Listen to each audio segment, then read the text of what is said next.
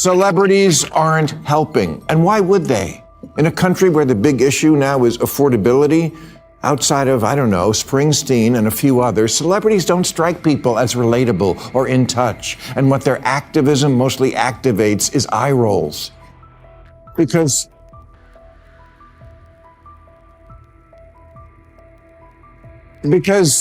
stars, they're not just like us. They're just not. They fly private. They have 5 houses all over the world. They give their kids ridiculous names. Hollywood award season has arrived again. And just like every year, creativity gets pushed to the side while politics takes center stage. These award shows feel painfully predictable now. Instead of simply celebrating genuine talent, celebrities go on long, eye-rolling political speeches. I honestly thought I was the only one getting tired of hearing the same recycled woke buzzwords over and over again. Then Maher stepped in, throwing sharp, sarcastic, and genuinely funny takedowns. And yes, I saved every single clip. So if you're tired of Hollywood's grandstanding drowning out creativity, hit subscribe, get comfortable, and let's get into it, because this whole circus just keeps getting louder and emptier. Congratulations for raising awareness. The awareness you really care about, which is how wonderful you are. Ricky Gervais once told the award show crowd, "Don't use it as a platform to make a political speech. You're in no position to lecture the public about anything. You know nothing about the real world." And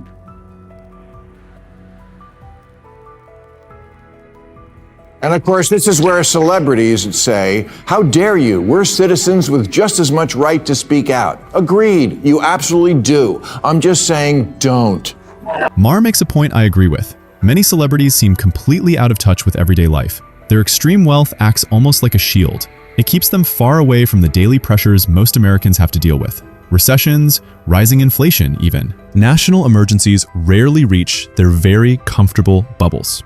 While regular people worry about rent, groceries, and keeping their jobs, these stars can simply board a plane and move anywhere in the world, avoiding hardship like it's just a small inconvenience.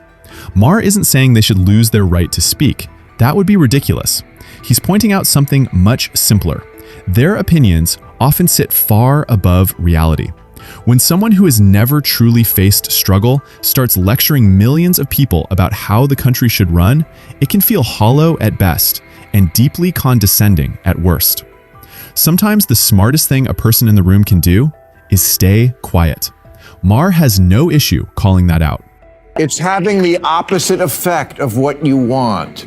Every big name in show business came out for Kamala Harris, from Oprah to Clooney to Beyonce, and she lost every swing state.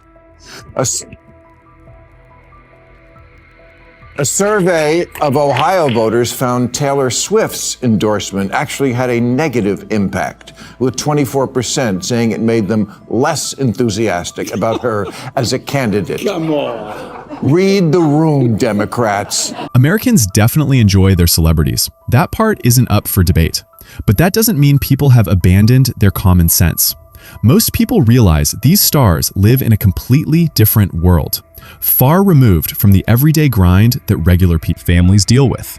They understand that many celebrities don't truly grasp the issues that hit the average American the hardest. That distance creates a lot of skepticism.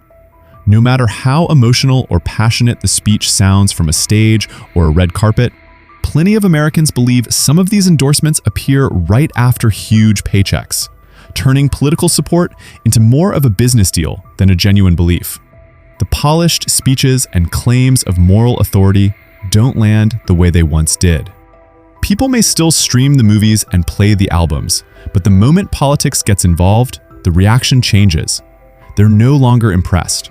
Many can see beyond the glamour, the applause lines, and the money, quietly powering those big public statements.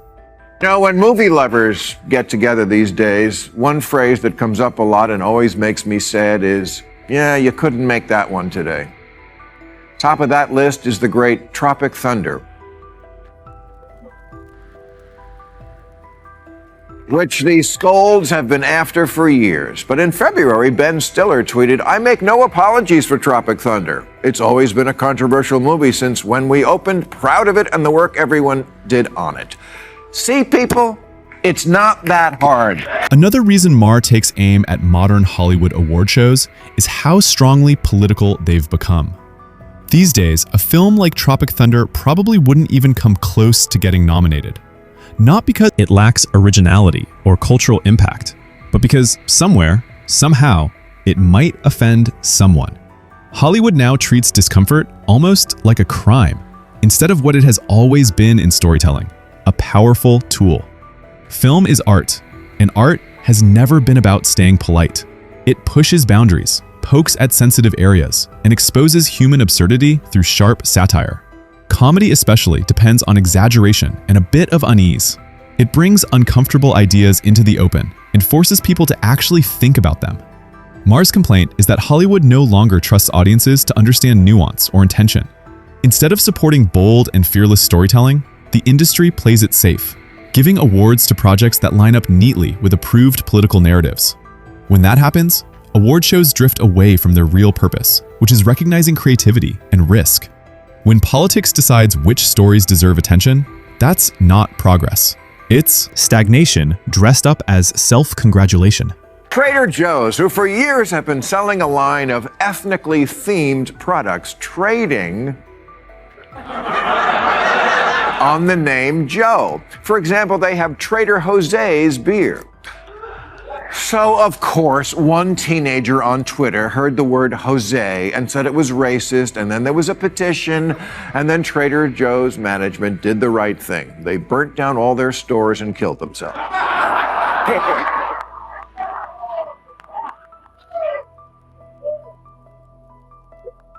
No, they didn't. They said, "F off, you oversensitive little shits." What's interesting is that Maher isn't the only one speaking out about what he sees as excessive wokeness in Hollywood. A few people inside the industry have also started pointing the spotlight back on their own circles. One of the most visible examples is J.K. Rowling. She has never been someone who stays silent just to keep things calm, even when speaking up brings intense backlash and organized boycott efforts. Rowling openly pushed back against what she saw as rigid ideological groupthink inside modern Hollywood culture. The response came quickly and harshly. Studios kept their distance, online mobs exploded, and her name was dragged constantly. Even with that kind of pressure, she refused to back down or offer a carefully written apology just to regain approval. This is where Maher's larger point comes in. When ideology turns into something sacred, disagreement starts getting treated like heresy. Rowling's situation showed how quickly Hollywood can push one of its own aside for stepping outside the approved script. Agree with her or disagree, her refusal to retreat forced people to notice how uncomfortable the industry has become with independent thinking. Celebrities aren't helping, and why would they? In a country where the big issue now is affordability, outside of, Springsteen and a few others, celebrities don't strike people as relatable or in touch, and what their activism mostly activates is eye rolls. Because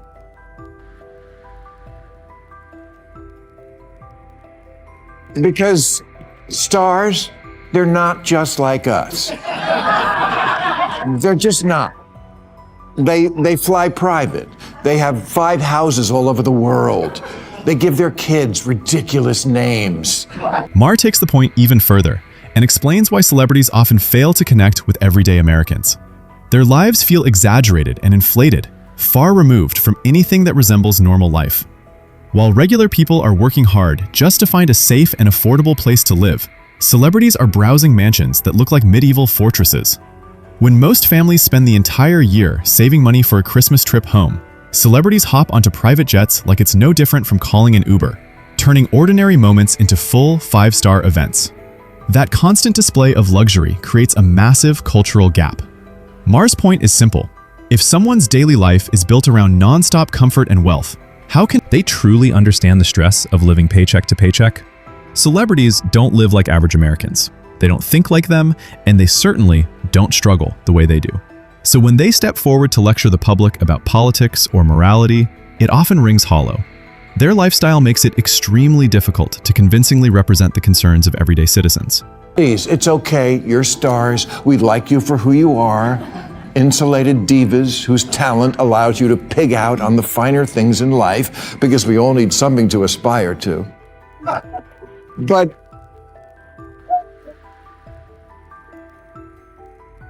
But being talented, which you are, isn't the same as knowing things or having the credibility to advise people on their politics. You rail against privilege, but you avail yourself of the greatest privilege of all, to remain clueless. Maher makes a sharp point. Talent doesn't automatically come with wisdom. Being great at acting, singing, or directing doesn't suddenly make someone knowledgeable about economics, public policy, or the everyday pressures that regular Americans deal with. Succeeding on screen is one kind of ability. Understanding how the real world works is something else entirely. His argument isn't about silencing anyone. It comes down to basic responsibility. If celebrities feel the need to step into political discussions, the least they could do is put in the effort first. Study the issues. Look At both sides. Take time to understand the facts before making public claims. Instead, many rush toward whatever narrative is popular at the moment, or whatever their social circles expect, assuming they already know what their fans believe. That approach comes across as lazy. It also shows how disconnected they can be. If someone is going to influence millions of people, they owe the audience more than recycled talking points. Put in the work. Listen carefully. Do the research. Recognize that these issues are complicated. Enter the conversation informed, not arrogant. Speaking down to an audience you barely understand isn't leadership. It's ego dressed up as virtue. By the end of it all, Maher cuts through the noise and arrives at a simple conclusion. Hollywood has drifted far away from the people it claims to represent. Award shows that were meant to highlight creativity now feel more like political sermons. They're delivered by celebrities whose lifestyles sit oceans away from everyday reality. Their wealth, the protective bubble around them, and their performative activism don't persuade people. They push people away. Instead of bringing audiences together, this kind of moral grandstanding drives them apart and deepens political divisions. Maher isn't arguing for silence or censorship. What he's calling for is humility, some self-awareness, and a shift back to storytelling instead of ideology. When celebrities choose to lecture instead of listen, audiences eventually tune out. If Hollywood wants to stay relevant, it needs fewer speeches, fewer purity tests, and more courage to tell honest stories. Until that happens, the distance between celebrity culture and ordinary Americans will keep growing. And with that, we wrap up today's video. If you enjoyed it, hit the like button and subscribe for more content like this. Thanks for watching, and I'll see you in the next one.